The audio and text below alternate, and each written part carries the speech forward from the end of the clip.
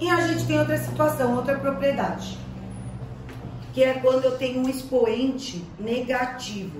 O que vai acontecer com o resultado do expoente negativo? Eu tenho que tirar esse negativo desse expoente, de qualquer maneira.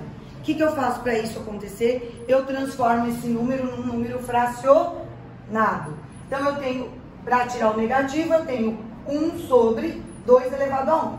Todo número elevado a 1 é igual a ele mesmo. Então, eu tenho 1 sobre 2.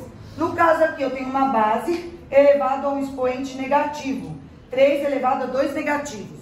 Eu tenho que tirar esse negativo da minha base. Então, eu pego e transformo em uma fração. 1 sobre 3 elevado ao quadrado.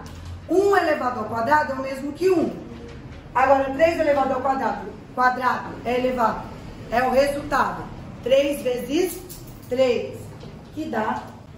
Então, agora, indo para a propriedade da potenciação, nós temos o seguinte: bases iguais se multiplicando com expoentes diferentes. Qual que é a propriedade? Eu repito a base e somos expoentes quando eles estão se multiplicando. Quando essas bases são iguais se dividindo, eu copio a base, subtraio os expoentes. Agora vamos supor que eu tenho uma base elevada a um expoente, entre parênteses, e elevado a outro expoente. Qual que é a propriedade? Eu multiplico esses expoentes para ter o resultado. Depois eu tenho aqui propriedade que eu tenho bases diferentes se dividindo, porém o expoente é igual. Eu resolvo a base, certo? Resolvo a base e permanece o expoente. Aí eu resolvo a potência. No caso de multiplicação, bases diferentes com expoentes iguais. Eu resolvo. Eu fiz divisão. Eu resolvo. Mas é a mesma coisa. Deixa eu tirar daqui. Multiplicando. Ó, multiplicando. Bases diferentes se multiplicando com expoentes iguais. Eu resolvo a multiplicação e permanece a base. Beleza? Agora a gente vai para o assunto de notação científica. Então vamos lá. Prosseguindo essa situação de notação científica, notação científica o que é? 3,8 vezes 10 elevado ao quadrado. Aqui eu tenho uma notação científica. Porém, eu tenho uma regra para classificá-la como notação científica. Esse inteiro, ele tem que ser menor que 10 e maior que 1. Senão, não é notação científica. Se tivesse aqui, ó, 12,8 vezes 10 elevado ao quadrado, eu teria uma expressão numérica, não uma notação científica.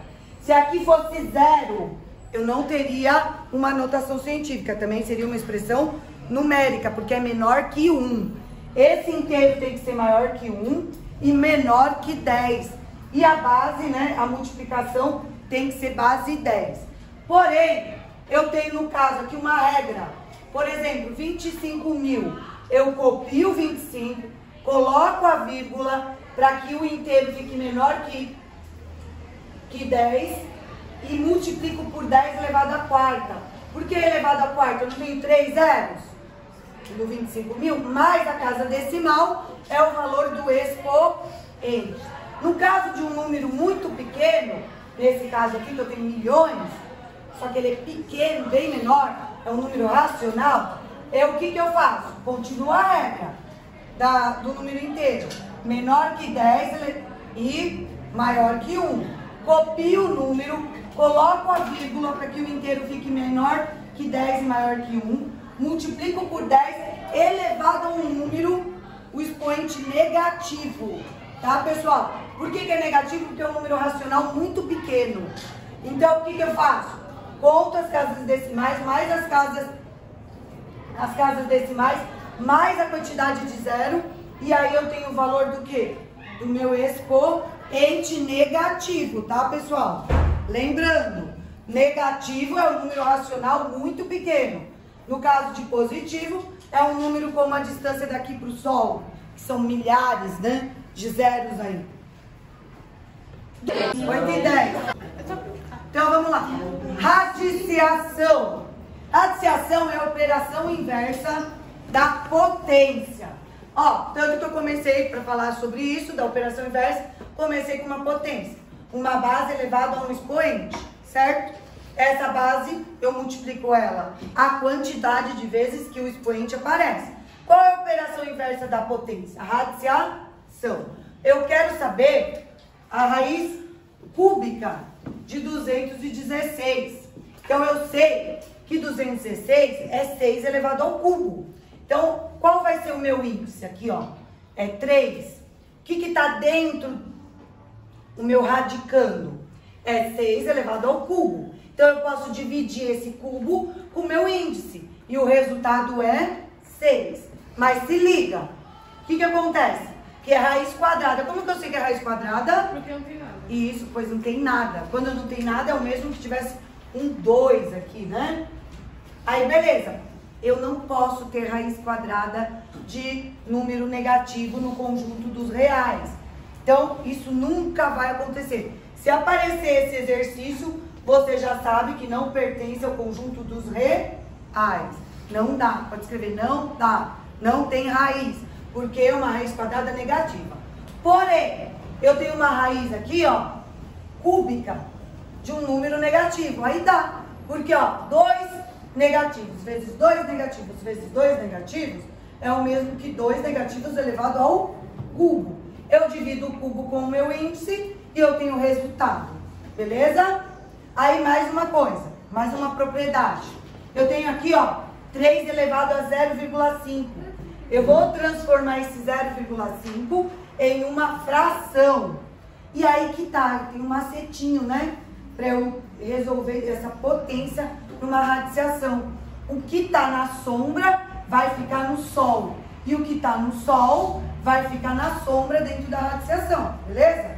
E dessa forma eu tenho raiz quadrada de 3, que não existe, né? Dentro de um número inteiro. Vai sair um número racional aí até uma dízima periódica. Essa propriedade eu tenho que me ligar, tá, pessoal? Nessa condição. O conteúdo agora que nós vamos conversar é sobre simetria. A simetria, conforme nós já aprendemos, ela tem a de translação, rotação e reflexão. Translação, não há movimento na forma geométrica no plano cartesiano. Ele é movimento na forma, em relação ao seu ângulo. Existe movimento no plano cartesiano dessa forma geométrica em relação à sua posição. Na translação, na rotação já modifica. Essa forma geométrica no plano cartesiano pode ser o quê? Movimentada, né? Ela pode girar em relação ao seu ângulo. E a reflexão vamos dizer assim, eu tenho a forma geométrica e eu vou ter no plano a mesma forma geométrica em outra posição, porém se eu juntá-las como as minhas palmas das mãos, elas vão cair uma sobre a outra de forma que seus pontos vão ser ligados. Então, pensando dessa forma, eu tenho na reflexão um eixo de simetria, que pode ser na vertical, na horizontal ou na diagonal. Eduardo. E aí eu preciso achar o eixo de simetria. É um dos conteúdos que vai cair na avaliação. Como definir o eixo de simetria entre duas figuras? O que acontece? Na reflexão, eu tenho uma figura com ponto A. Esse mesmo ponto na figura é o A'. Eu tenho que fazer um segmento de reta entre esses pontos que eles se justifiquem. Esse segmento de reta, o que eu faço? Eu escolho um ponto, que é uma coordenada, eu faço o segmento entre esses dois pontos. Pego o compasso com a ponta seca em um dos pontos, abro um pouco mais que a metade do segmento, traço uma circunferência. Viro o compasso sem mexer nele, viro o compasso, ponho a ponta seca no ponto de reflexão e traço outra circunferência.